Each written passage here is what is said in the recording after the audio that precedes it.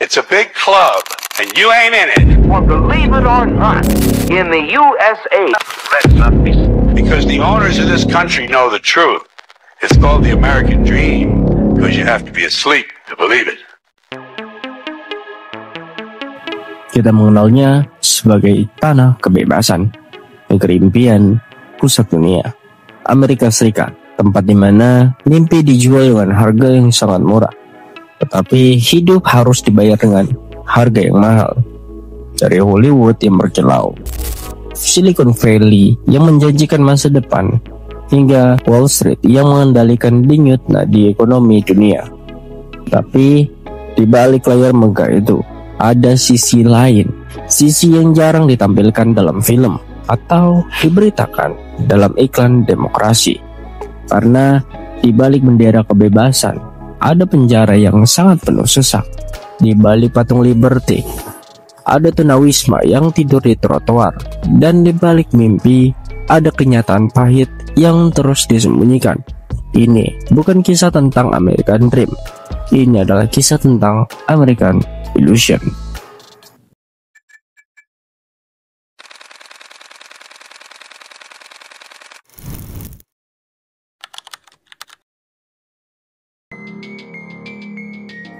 Amerika selalu dijual ke dunia sebagai tanah harapan dari era imigrasi besar-besaran di awal abad 20-an, di mana jutaan orang itu meninggalkan tanah kelahirannya untuk mencari kehidupan yang lebih baik di New World. Mereka melihat New York dengan lampu-lampunya, gedung pencakar langit, dan Statue of Liberty yang menyambut dengan kata-kata. Hollywood memperkuat narasinya, ya, film-film, iklan, bahkan kartun anak-anak menanamkan gagasan bahwa Amerika adalah puncak peradaban, negeri dimanapun pasti bisa sukses, ya asalkan kerja keras. Narasi American Dream menjadi agama baru, tapi di balik layar ada ironi, karena mimpi itu hanya milik segelintir, ya, dan untuk mayoritas yang tersisa hanyalah utang, ketidakpastian, dan bahkan ilusi.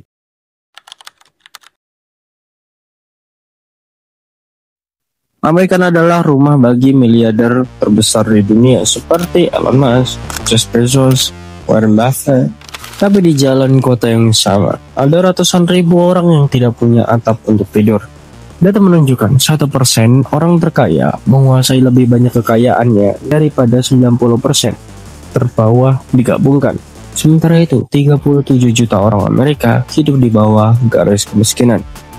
Los Angeles adalah contoh nyata kota yang identik dengan Hollywood, tempat para selebriti hidup mewah, juga rumah bagi Skid Row.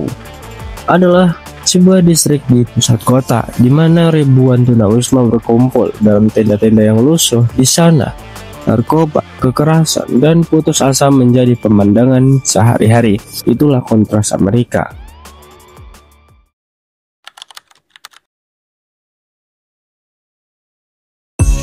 Amerika punya 330 juta penduduk dan lebih dari 400 juta senjata api legal. Itu berarti lebih banyak senjata dibandingkan manusia. Budaya senjata dilindungi konstitusi Second Amendment yang dituliskan di abad ke-18. Tetapi senjata yang dulu hanyalah musket kini berubah menjadi AR-15, senapan semi-otomatis yang bisa membunuh orang dalam hitungan menit. Hasilnya, makan massal bukan lagi berita yang luar biasa. Itu sudah jadi rutinitas. Dari sekolah, gereja, hingga konser musik. Anak-anak Amerika tumbuh dengan latihan lockdown drills. Latihan bagaimana bersembunyi jika ada tembak yang masuk ke sekolah. Di negeri yang katanya paling maju, ketakutan bisa datang dari sesuatu yang paling sederhana. Belajar, bekerja, atau sekedar berjalan di jalan.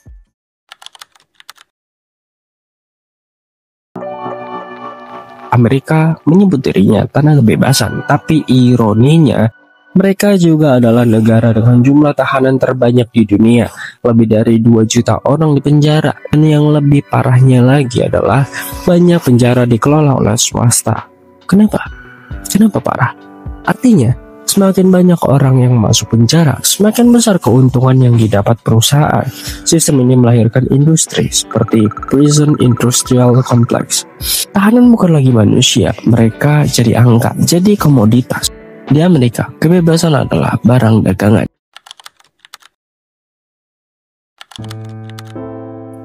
Rasis bukan hanya sejarah, jadi ia masih hidup sampai saat ini. Dari perbudakan abad ke-17 di era segregasi hingga kejahatan polisi hari ini.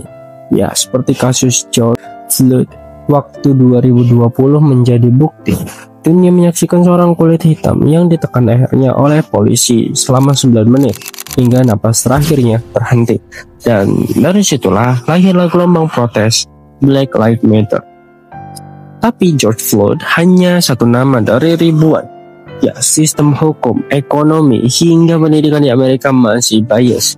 Ya, rasisme di sana bukan sekedar masa lalu, tapi kenyataan yang harus ditelan sehari-hari.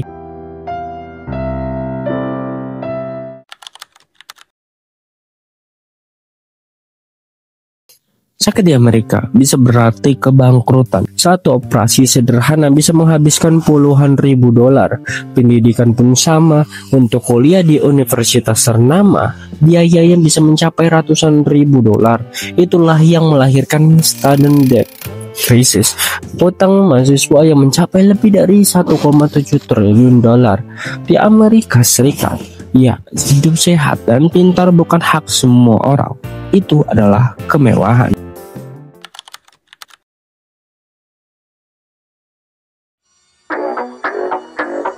Amerika adalah pusat kapitalisme. Ya, brand-brand besar di sana layaknya Apple, Coca-Cola, Nike, Amazon.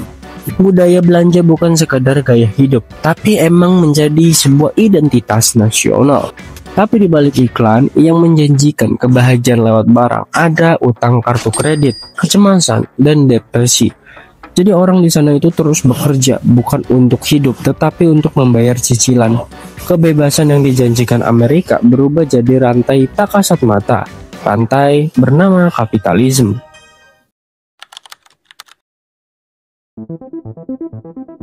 Amerika bangga menyebut dirinya pemimpin demokrasi dunia, tapi demokrasi di dalam negeri mereka rapuh, konservatif dan liberal. Trump versus Biden. Kebencian antara kubu bukan sekedar opini berbeda, itu sudah menjadi curang. Di balik layar, politik dikuasai uang. Korporasi, raksasa, lobby, dan industri senjata punya lebih banyak suara daripada rakyat biasa. Dan ketika Amerika mengekspor demokrasi keluar, mereka menutup mata terhadap demokrasi yang retak di rumah sendiri. Amerika, tanah kebebasan, negeri impian. Tapi juga rumah bagi jutaan orang yang hidup tanpa rumah, tanpa kesehatan, tanpa keamanan. Mereka bilang siapapun bisa sukses di Amerika. Ya, tapi nyatanya mereka tak pernah bilang betapa banyak yang harus hancur di jalan untuk membayar harga dari mimpi itu. Jadi pertanyaannya sederhana, apakah Amerika benar-benar tanah kebebasan atau hanya panggung sandiwara terbesar di dunia, tempat ilusi dijual sebagai kenyataan? Apa pendapat kalian tentang sisi gelap Amerika ini? Tulis komen. Like jika suka sama video ini, dan jangan lupa buat subscribe agar kalian gak ketinggalan video selanjutnya. Gue Blumor, till next time.